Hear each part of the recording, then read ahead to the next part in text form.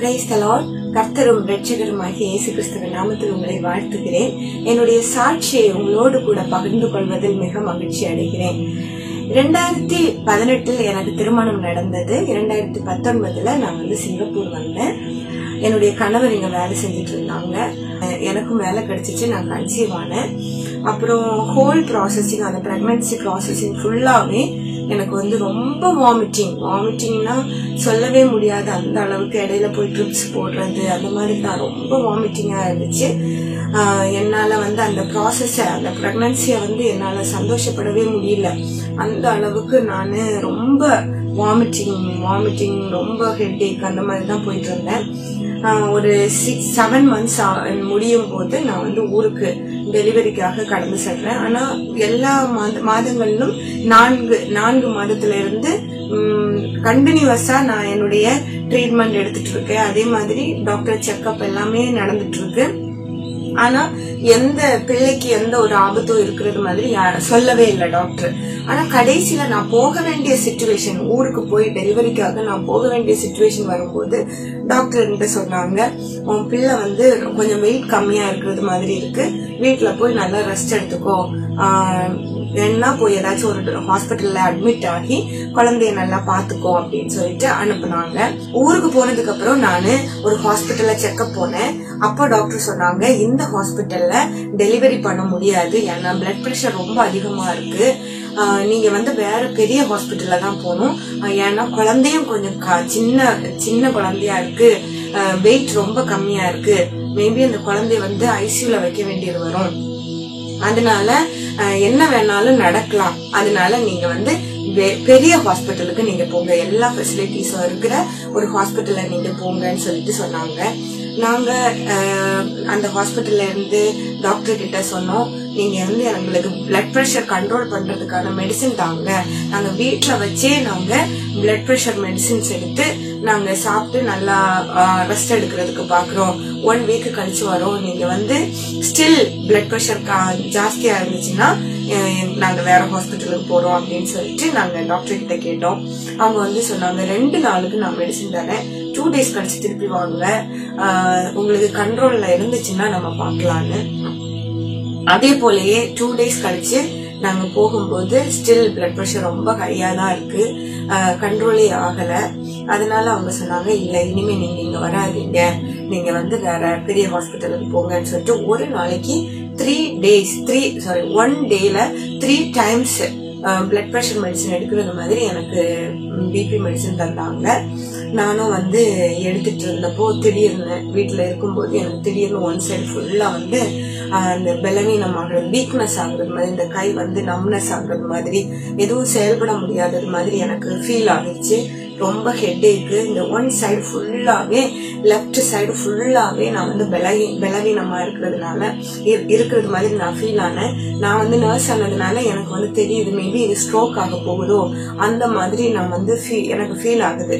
So இம்மீடியட்டா நான் என்னுடைய மாமனார் மாமியார்கிட்ட சொல்றேன், எங்க அப்பா அம்மா கிட்ட போன் பண்ணி சொல்றேன். அவங்க என்னுடைய மாமனார் மாமியார் மற்றும் என்னுடைய அம்மா என்ன பக்கத்துல இருந்த ஒரு ஹாஸ்பிட்டல்ல கூட்டிட்டு போனாங்க. அங்க போகும்போது ரொம்ப பிளட் பிரஷர் ஹையா இருக்கு, என்ன வேணாலும் நடக்கலாம், தாயை கூட காப்பாத்துறதுக்கு ரொம்ப கஷ்டம், அதனால நீங்க இம்மீடியட்டா ஆம்புலன்ஸ் நாங்க கூப்பிடுறோம், நீங்க இம்மீடியட்டா இப்பவே போய் ஹாஸ்பிட்டல்ல பாக்கணும் அப்படின்னு ஆசாரிப்பள்ளம் மெடிக்கல் காலேஜ்ல எங்களை அனுப்பி வச்சாங்க. அங்க போனா போற வழியில ஃபுல்லா எனக்கு வாமிட்டிங்.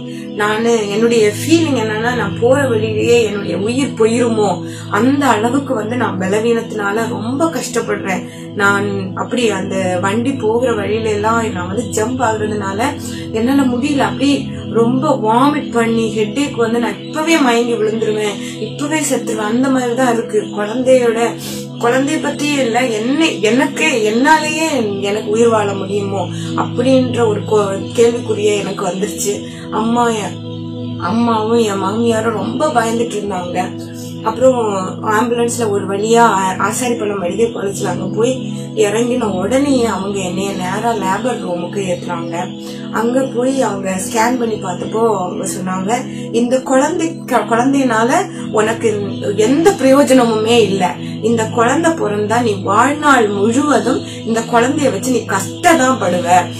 ஒண்ணு அது மென்டலி ரிட்டார்டேஷனா வரும், இல்ல அந்த குழந்தைக்கு பிசிக்கலி சேலஞ்சா இருக்கும், இல்ல பிறக்கும் போதே இறந்து போயிரும். நீ ஒண்ணு நல்லா பிறந்தான்னா, நல்லா மீன்ஸ் உயிரோட பிறந்தான்னா நீ வாழ்நாள் முழுவதும் அந்த பிள்ளைய வச்சு நீ கஷ்டதான் படுவ அப்படின்னு சொல்லிட்டு ரொம்ப சொன்னாங்க எனக்கு. அதனால நீ இப்பவே அபோர்ஷன் பண்ணிரு, இந்த குழந்தை உனக்கு தேவையில்லை, நாங்க மருந்து வைக்கிறோம், அந்த குழந்தைய வெளியே எடுத்துருவோம், இந்த குழந்தை உனக்கு தேவையில்லை, நீ கஷ்டப்பட போற அப்படின்னாங்க. எனக்கு பயங்கர மனவேதனை. ஏன்னா 7 months நான் பிள்ளைய வேலை செஞ்சுட்டே அவ்வளோ கஷ்டத்தோட பிள்ளைய சுமந்து வேலையும் செஞ்சு பிள்ளையும் பார்த்து ரொம்ப ரொம்ப கஷ்டத்துல கோத்ரூ பண்ணேன். அந்த குழந்தை எனக்கு வந்து உயிரோட கிடைப்பான், அவனை அநேக கனவோடு நான் பிரெக்னன்சில இருக்கும்போது அவனுடைய என்னுடைய வயத்துல கை வச்சு அவனுக்காக நாங்க பிரேயர் பண்ணுவோம். ஆண்டவர் ஒரு திட்டத்தோட தந்திருக்காரு அப்படின்னு சொல்லிட்டு டெய்லி அந்த பிள்ளைக்கு வயத்துல கைய வச்சு பிரேயர் பண்ணுவோம். இப்போ திடீர்னு அவன் இல்லைன்னு ஆகும்போது எனக்கு ரொம்ப கஷ்டம், ரொம்ப கஷ்டமா இருந்துச்சு. ஐயோ குழந்தை இறக்க போறாங்கன்னு சொல்றாங்களே அப்படின்னு. ஒன்னையாச்சும் காப்பாத்தணும்னா அவங்க சொல்றாங்க, அந்த டாக்டர் சொல்றாங்க, அட்லீஸ்ட் அம்மாவையாச்சும் காப்பாத்தணும்னா அந்த இததான் செய்யணும் அப்படின்னு சொல்லிட்டு. பிளட் பிரஷர் ரொம்ப அதிகமா இருக்கு, என்ன வேணாலும் நடக்கும் அப்படின்னாங்க. அதனால டாக்டர்ஸ் அவங்க சைட்ல சொல்றாங்க. ஆனா நான் சொன்னேன், என்னால முடியாது, இவ்வளவு மாசம் நான் கஷ்டப்பட்டு சுமந்தேன், நான் கண்டிப்பா என்னுடைய பிள்ளைய நான் நார்மலா பெத்தெடுக்கணும் அப்படின்னு சொல்லிட்டு அட்லீஸ்ட் சிசேரியனாச்சும் பண்ணி பிள்ளைய எடுக்கலாம் இல்ல அப்படின்னா. அவங்க எதுக்கு பிள்ளைக்கு வந்து ஒரு பிரயோஜனம் இல்லை, அவங்க பிறந்து உங்க ஒரு பிரயோஜனம் இல்லை, நீங்க கஷ்டம் படுவீங்க, எதுக்கு திருப்பியும் கஷ்டப்படணும் அப்படின்னு சொல்லிட்டு அவங்க வந்து சொல்றாங்க. நாங்க வந்து எங்க அப்பா அதே மாதிரி என்னுடைய ஃபேமிலி மெம்பர்ஸ், என்னுடைய மாமனார் மாமியார் எல்லாரும் AR எகெயின்ஸ்ட் மெடிக்கல் அட்வைஸ் வாங்கிட்டு அங்க இருந்து டிஸ்சார்ஜ் ஆகி எங்களுடைய சுயமா நாங்க முடிவு எடுக்கிறோம், என்னன்னாலும் நாங்க பாத்துக்கிறோம்னு சொல்லிட்டு எழுதி கொடுத்துட்டு நாங்க அந்த இடத்துல இருந்து டிஸ்சார்ஜ் ஆகி இன்னொரு ஹாஸ்பிட்டலுக்கு போறோம், அங்க Karakonam medical college. So whole night இது நான் வந்து ஆம்புலன்ஸ்ல போறது இதெல்லாம் நடக்கிறதெல்லாம் ஹோல் நைட். இந்த நைட்ல எங்க பாஸ்டர் கொல்லங்கோட்ல சாம் விக்டர் பாஸ்டர் அவங்க ஒய்ஃப் இத கேட்டுட்டு அலறி அடிச்சு ஓடி வந்தாங்க. அந்த லேபர் ரூம்ல கூட என் கூட நின்னு அந்த பாஸ்டரோட ஒய்ஃப் ரொம்ப ஆண்டவர் இந்த குழந்தைய தருவாரு, கவலைப்படாத அப்படின்னு சொல்லிட்டு எனக்கு வந்து நம்பிக்கையின் வார்த்தைகள் அவங்க தந்தாங்க. எனவே அங்க இருந்து வந்து டிஸ்சார்ஜ் ஆகி நாங்க வந்து இன்னொரு காரக்கோணம் ஹாஸ்பிட்டலுக்கு போனோம். அங்க போனா என்னால முடியவே இல்லை. ஆல்ரெடி ஹோல் நைட்டு நான் வந்து ரொம்ப டயர்ட் ஆயிட்டேன். அங்க போய் அவங்க பெட்டை காமிச்சிருந்தாங்கன்னா திருப்பியும் எனக்கு வாமிட்டிங், என்னால முடியல. நான் வந்து அப்படியே படுத்துட்டேன். படுத்து அவங்க பிள்ளைக்கு வந்து மூமெண்ட்ஸ் இருக்கான்னு சொல்லிட்டு செக் பண்றதுக்காக வயத்துல வந்து SSTன்னு சொல்லுவாங்க, அந்த டெஸ்ட் பண்ணிட்டு இருக்காங்க. அதுல ஒரு மணி நேரமா அவங்க வந்து டெஸ்ட் பண்ணிட்டே இருந்தாங்க. நான் அதுல தூங்கிட்டேன். ஆக்சுவலா நான் அதுல என்னை அறியாமலே நான் வந்து தூங்கிட்டேன், ரொம்ப டயர்டு. அப்போ அவங்க வந்து பாத்துட்டு என்ன நடந்துச்சுன்னு எனக்கு தெரியல, வெளியே என்ன நடந்துச்சுன்னு திடீர்னு 1 மணி நேரத்துக்கு அப்புறம் என்கிட்ட வந்து சொன்னாங்க, இம்மிடியட்டா நான் வந்து சிசேரியன் பண்ணி பிள்ளைய எடுக்கணும், அட்லீஸ்ட் ஒன்னையாச்சும் காப்பாத்தணும், பிள்ளைய காப்பாத்த முடியுமான்னு எங்களுக்கு தெரியல, அட்லீஸ்ட் அம்மாவையாச்சும் காப்பாத்தணும், அதனால இம்மிடியட்டா ஆபரேஷன் தியேட்டருக்கு போகணும்னு சொல்லிட்டு உடனே என்ன அந்த எமர்ஜென்சி டிபார்ட்மெண்ட்ல இருந்து டைரக்டா வந்து ட்ரெஸ் சேஞ்ச் பண்ணி கவுன் போட்டுட்டு திடீர்னு ஐவிக்கு எல்லாம் போட்டாங்க, திடீர்னு அந்த யூரின் கத்தீட்டர் போட்டாங்க, ஃபாஸ்டா என்ன ஓட்டிக்கு அந்த ட்ராலியில ஷிப் பண்றாங்க. போற வழியில என்னுடைய ஒரே ஒரு வேண்டுகோள் ஆண்டவர்கிட்ட, இசப்பா இவ்வளவு கஷ்டப்பட்டு நான் என் பிள்ளைய வயத்துல சுமந்தேன், இத்தனை மாசம் நீங்க எனக்கு நல்லா தந்தீங்க, இனி அந்த பிள்ளைய நான் பெத்தெடுக்கும் போது அந்த அவங்க சிசேரியன் பண்றாங்க, அந்த பிள்ளைய வெளியே எடுக்கும் போது அந்த பிள்ளையின் அழுகையின் சத்தம் எனக்கு வந்து காதுல கேட்கணும் அப்படின்னு சொல்லிட்டு நான் அழுதுட்டே அந்த ட்ராலியில போயிட்டு இருக்கேன். என்ன நடக்க போகுதுன்னு எனக்கு தெரியல, ஆனா மனசுல எனக்கு வந்து இந்த காரியம் வந்துட்டே இருக்கு, அவருடைய அழுகையின் சத்தத்தை நான் கேட்கணும். அது பையன் எங்களுக்கு தெரியும். அப்போ ஆண்டவர் வயித்துல இருக்கும்போதே எனக்கு மார்வல்னு சொல்லிட்டு பேர் தந்துட்டாரு. அந்த பிள்ளைய மார்வலா பிறக்க வைப்பேன், மார்வலஸா பிறக்க வைப்பேன், மிராக்கிளா இருப்போம் அப்படின்னு. ஆனா இப்போ ஒண்ணுமே இல்லாம இந்த ட்ராலியில போயிட்டு இருக்கும் போது எனக்கு ரொம்ப கஷ்டமா இருந்துச்சு. ஆபரேஷன் தியேட்டர்ல ஏத்துனாங்க, இன்ஜெக்ஷன் போட்டாச்சு, படுக்க வச்சிருக்கோம். எனக்கு வந்து எப்ப அந்த பிள்ளை வெளியே வந்து அந்த சத்தத்தை கேட்போம் அப்படின்னு தான் இருந்துச்சு. சிசரின் பண்ணாங்க, பிள்ளைய வெளியே எடுத்தாங்க. அழல 2-3 டைம்ஸ் அவனை ரொம்ப தட்டுனாங்க. தட்டி கொஞ்ச நேரம் கழிச்சு அவன் அழ ஆரம்பிச்சான். எனக்கு ரொம்ப நிம்மதியா இருந்துச்சு. ஏசப்பா அவன் அழுற சத்தத்தை எனக்கு கேட்க வச்சீங்களே, இனி எனக்கு அவன் கிடைச்சிருவான் அப்படின்ற ஒரு நம்பிக்கை. அப்புறம் அவங்க அவனை காமிச்சாங்க என்கிட்ட பையன் அப்படின்னு சொல்லிட்டு. பார்த்தா ரொம்ப ரொம்ப ஒல்லியா ரொம்ப சின்னதா தான் இருந்தான். இருந்தாலும் அவன் உயிரோட கிடைச்ச ஒரு சந்தோஷம். கொஞ்ச நேரம் கழிச்சு என்கிட்ட சொன்னாங்க, பிள்ளை ரொம்ப வெயிட் லோவா இருக்கான், 1 kg 200 grams அந்த மாதிரி தான் இருக்கான், அதனால அவனை ஐசியூல வைக்கணும் அப்படின்னு சொன்னாங்க. ஓகே வச்சுக்கோங்கன்னு சொல்லிட்டு ஐசியூல வச்சாங்க. நான் என்னையும் பிளட் ப்ரெஷர் ஹையா இருந்ததுனால ஐசியூல மாத்துறாங்க. ஐசியூல வச்சிருந்தாங்க. நெக்ஸ்ட் டே வந்து எனக்கு என்னைய வந்து நார்மல் வார்டுக்கு மாத்திட்டாங்க. என் ஹஸ்பண்டும் சிங்கப்பூர்ல இருந்து வந்துட்டாரு. வரும்போது அந்த இடத்துல என்னைய அந்த பிள்ளைய காமிக்கிறதுக்காக கூட்டிட்டு போறாங்க. அதுக்கு முன்னாடி என் ஹஸ்பண்ட கூப்பிட்டு டாக்டர்ஸ் வந்து சொல்லியாச்சு, இந்த பிள்ளை வந்து உயிரோட கிடைப்பானான்னு தெரியாது, இன்னர் ஆர்கான்ஸ் எல்லாம் எப்படி இருக்குன்னு தெரியாது, ஏன்னா ரொம்ப வெயிட் கம்மியா இருக்கு, வர வர கம்மியாயிட்டே இருக்கான். ஐசியூல வச்சதுக்கு அப்புறம் பிறந்ததை விட கம்மியாயிட்டே இருக்கான். 1 kg 900 grams வரைக்கும் அவன் வந்து கம்மி ஆயிட்டான். அதனால எந்த அளவுக்கு இவன் வந்து உங்களுக்கு திருப்பி கிடைப்பான்னு எங்களுக்கு சொல்ல முடியாது, உயிரோட அவங்களுக்கு கிடைப்பான்னு சொல்ல முடியாது, அவன் ஐசியூல வச்சிருக்கோம் அவ்வளவுதான் அப்படின்னு சொன்னாங்க. அப்புறம் என்னைய கூட்டிட்டு போனாங்க ஐசியூக்கு. நான் ஐசியூல போய் பார்க்கும்போது என் பிள்ளை வந்து ஒரு ஃப்ராக் இருந்தா எப்படி இருக்கும் அப்படிதான், இவ்வளோண்டு அப்படி கருன்னு எல்லாம் விரல்கள் எல்லாம் சின்னோண்டா, எல்லாம் கையோட விரல் எல்லாம் ஒட்டி இருக்கு, காதெல்லாம் ஒட்டி இருக்கு. ரொம்ப கஷ்டமா இருந்தவனை பாக்குறதுக்கு. நான் அந்த ஐசியூல இருந்துட்டு அழுத, ஏசப்பா எனக்கு ஏன் இப்படி ஒரு குழந்தைய தந்தீங்க, இதுக்கு நான் உங்கள்கிட்ட கேட்கலையே, எனக்கு குழந்தை வேணும்னு நான் கேட்கவே இல்லையே, எதுக்கு நீங்க இப்படி ஒரு குழந்தைய தந்தீங்க, தராம இருந்தா கூட பிரச்சனை இல்லைல்ல, இந்த குழந்தைய இப்படி பாக்குறதுக்கா எனக்கு இப்படி ஒரு குழந்தைய தந்தீங்கன்னு சொல்லிட்டு ரொம்ப அழுத. அப்போ பக்கத்துல இருந்த நர்சஸ் எல்லாம் கொஞ்சம் கவலைப்படாதீங்க, நீங்க கிறிஸ்டியன்ஸ் தானே, பிரேயர் பண்ணுங்க அப்படின்னு சொல்லிட்டு ஒரு சில சிஸ்டர்ஸ் சொன்னாங்க. அதுக்கப்புறம் என் ஹஸ்பண்ட் என்ன ஆறுதல் படுத்தி என்னைய திருப்பி ரூமுக்கு கொண்டு வரும்போது நானு என்ன சொல்றது, மரண வீடு எப்படி இருந்தா எப்படி இருக்கும் அந்த மாதிரிதான் எல்லாரும் துக்கித்து நிக்கிறாங்க. நானும் பார்வச்சு அழுறேன், ஏசப்பா என்ன நடக்குது எனக்கு ஒண்ணும் புரியல அப்படின்னு சொல்லிட்டு. அப்போதான் ஒருத்தங்க வந்து என்கிட்ட சொன்னாங்க, கவலைப்படாத, உயிரோட கிடைச்சா இல்ல, அவன் வந்து ஒரு மென்டலி ரிட்டார்ட் ஆனா கூட அவன் பிரச்சனை இல்லை, அவனுக்கு உயிரோட உனக்கு கிடைச்சிட்டானே அப்படின்னு சொல்லிட்டு.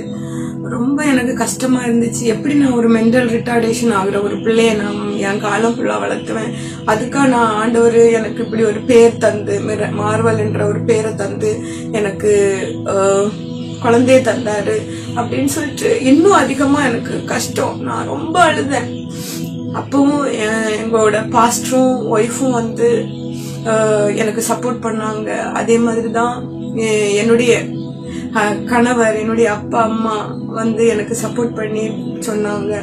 அதே போல என் கூட வேலை செய்யறவங்க எஸ்தர்ன்னு சொல்லிட்டு ஒரு அக்கா எனக்கு கால் பண்ணி என்னை ஆறுதல் படுத்தினாங்க. அப்படி ஒரு சிலர், அதே போல அமுதான்னு சொல்லிட்டு ஒரு அக்கா இருந்தாங்க சர்ச்ல சிங்கப்பூர்ல இருந்து, அவங்களும் எனக்கு கால் பண்ணி ஆறுதல் படுத்தினாங்க. அப்படி இங்க இருந்து உள்ள பாஸ்டர், இங்க சிங்கப்பூர் பாஸ்டர் கூட எனக்கு கால் பண்ணி ஆறுதல் படுத்தினாங்க. கர்த்தர் எல்லாரும் பிரேயர் பண்ணாங்க. ஆனாலும் பலருடைய வார்த்தைகள் வந்து ரொம்ப தாக்குச்சு. பணத்துக்காக நீ வந்து வேலை பார்த்த, ஆனா இப்ப குழந்தையே இல்லாத நிலைமையில இருக்கியே அப்படின்றது மாதிரி பலரும் பேசினாங்க. எல்லாம் சிலவங்க ஆறுதல் படுத்துறாங்க, சிலவங்களுடைய பயங்கர துன்பமான வார்த்தைகள் எல்லாம் என்னைய ஒன்ஸ் டவுன் பண்ணும், இன்னொன்னு கொஞ்சம் ஓகே நம்பிக்கை தரும் அப்படி இருந்தேன். ஆனா அந்த ஒவ்வொரு நாளும் நாங்க நம்பிக்கையோட டாக்டரை பார்க்க போவோம். சரி, ஆண்டவர் இன்னைக்காச்சும் பிள்ளைய பத்தி நல்லது கேட்க பண்ணுவாரு அப்படின்னு சொல்லிட்டு திருப்பி பிள்ளைக்கு NICUல பிள்ளைய பார்க்க போகும்போது டாக்டர் சொல்லுவாங்க, இல்ல லங்ஸ் ஒர்க் ஆகல, கிட்னி ஒர்க் ஆகல. ஒவ்வொரு நாளும் ஒவ்வொன்னு சொல்லுவாங்க. அப்னியாவா இருக்கு, ஆக்சிஜன் வைக்க வேண்டியது இருக்கு, அப்படி இப்படின்னு சொல்லிட்டு ஐயோ எங்களால முடியல. 7வது நாள் நான் சிசேரியன் பண்ணி 7வது நாள் நாங்க பிள்ளைய பத்தி ரொம்ப ஒரு நெகட்டிவான வார்த்தையை கேட்ட உடனேயே ஆண்டவருடைய சமூகத்துல நான் முழங்கால நின்னு அப்படியே அந்த ஹாஸ்பிட்டல்ல கதறினேன். ஆண்டவரே, எனக்கு வேற யாரையும் தெரியாது, நீங்க தான் எனக்கு அந்த பிள்ளைய திருப்பி தரணும், என் கையில என் பிள்ளைய திருப்பி தாங்க அப்படின்னு நான் ரொம்ப கதறினேன். எத்தனையோ பேருக்கு குழந்தை இல்லாம இருக்கு, எனக்கு நீங்க குழந்தைய தந்திருக்கீங்க, இப்படி கஷ்டப்படவா எனக்கு குழந்தைய தந்தீங்க, எனக்கு நல்லதா பிள்ளைய தாங்க அப்படின்னு சொல்லிட்டு நான் கதறி அழுதேன். 18 நாள் அவன் ICUல இருந்தான். 18வது நாள் கொஞ்சம் கொஞ்சமா அவன் அவனுடைய லங்ஸ் ஒர்க் ஆக ஆரம்பிச்சிச்சு, கிட்னி ஒர்க் ஆக ஆரம்பிச்சிச்சு, அவன் மோஷன் போக ஆரம்பிச்சான், யூரின் போக ஆரம்பிச்சான், அவன் நார்மலா மூச்சு விட ஆரம்பிச்சான். டாக்டர்ஸ் ஒவ்வொன்னா பாசிட்டிவா சொல்லும் போது நான் சொன்னேன், என் பிள்ளை எனக்கு திருப்பி தந்துருங்க, வெயிட் மட்டும் தானே, நான் அவனுக்கு எப்படியாச்சும் வெயிட்டை ஏத்து ஆண்டவர் ஹெல்ப் பண்ணுவாரு, எப்படியாச்சும் நாங்க பாத்துக்கிறோம் அப்படின்னு சொல்லிட்டு டாக்டர் கிட்ட போய் கேட்டோம். அப்ப அவங்க சொன்னாங்க, ICUல இருந்து நாங்க உங்களுக்கு தரோம், ஆனா நீங்க ஹாஸ்பிட்டல்லயே இன்னொரு வார்டுல உங்க கூட பிள்ளைய வச்சுக்கோங்க, ஆனா வேற யாரும் பார்க்க கூடாது, நீங்க ரொம்ப நல்லா பாத்துக்கணும், ஏன்னா பிள்ளை வெயிட் லாஸ் ஆனதுனால, வெயிட் லோவா இருக்கிறதுனால அவன் திருப்பியும் இன்ஃபெக்ஷன் ஆனா ICUல திருப்பி கொண்டு வரணும், திருப்பி அவனை வெளியே எடுக்கிறது ரொம்ப கஷ்டம் அப்படின்னாங்க. சரி ஓகே நாங்க பாத்துக்கிறோம்னு சொல்லிட்டு அவன் வாங்கிட்டு வந்தோம். 18வது நாள் நாங்க அவனை அவங்க கையில இருந்து வாங்கி ஒரு ரூம்ல ஹாஸ்பிட்டலே வச்சிருந்தோம். அவங்க எங்க கிட்ட தரும்போது அவனுடைய வெயிட் 1 kg 200 grams. அவங்க தராங்க, ஈவினிங்கா தராங்க. நெக்ஸ்ட் டே மார்னிங் வெயிட் எடுக்கணும் அப்படின்னு சொல்லிட்டு பிள்ளைய தூக்கிட்டு போனாங்க. பார்க்கும்போது 1 kg 400 gram. ஒரே நாள்ல 200 gram இன்க்ரீஸ் பண்ணிட்டாரு ஆண்டவர். எவ்வளவு பெரிய அதிசயமானவர். அதே போல 20வது நாள் நாங்க ஹாஸ்பிட்டல்ல இருந்து டிஸ்சார்ஜ் ஆகி வீட்டுல வந்துட்டோம். 3 மாசமாச்சும் அட்லீஸ்ட் ICUல இருக்கணும்னு சொன்ன பையன் ஒரு 20 நாள்ல நாங்க டிஸ்சார்ஜ் ஆகி வீட்டுக்கு வந்துட்டோம். 3வது மாசம் கரெக்டா 3 மாசம் திகையும் போது அவனை நாங்க பிரதிஷ்டை பண்றோம் ஆண்டவருடைய சமூகத்துல. அதே நாள்ல நான் சிங்கப்பூர்ல அவனை கூட்டிட்டு வரேன். எவ்வளவு பெரிய ஆண்டவர் என்னுடைய தேவன். அவனை எந்த ஒரு அதுக்கப்புறம் நான் அவனை இந்த இன்ஃபெக்ஷன் ஆச்சு அப்படி இப்படின்னு சொல்லிட்டு நான் அட்மிட் பண்ணதே இல்லை.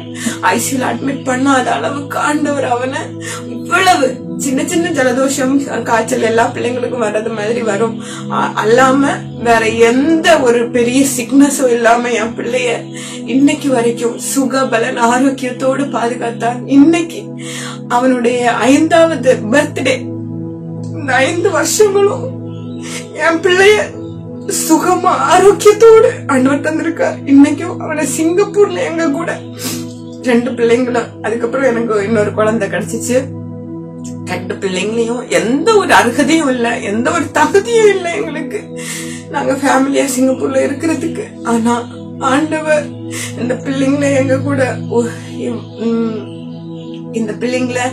கூடயே வச்சு பார்க்கறதுக்காக ஆண்டவர் எங்களுக்கு கிருபை தருகிறார். அவருடைய தயவினால ஆண்டவர் எங்களை நிற்க வைத்திருக்கிறார்.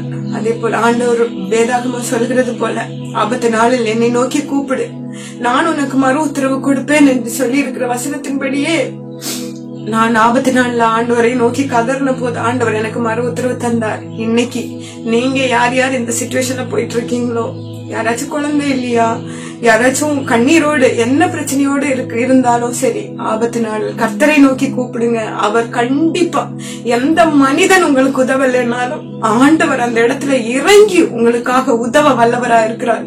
எனக்கு உதவின தேவன் உங்களுக்கும் உதவ வல்லவரா இருக்கிறார். இந்த 5 வருடங்களும் என் பிள்ளைய சுகபத்திரமாய் பாதுகாத்த ஆண்டவருக்கு கோடான கோடி ஸ்தோத்திரம். இந்த சாட்சி உங்களுக்கு பிரயோஜனமா இருக்கும்னு நான் நம்புறேன். கர்த்தர் தாமே இந்த சாட்சிகள் நான் உங்களை ஆசீர்வதிப்பாராக. ஆமென்.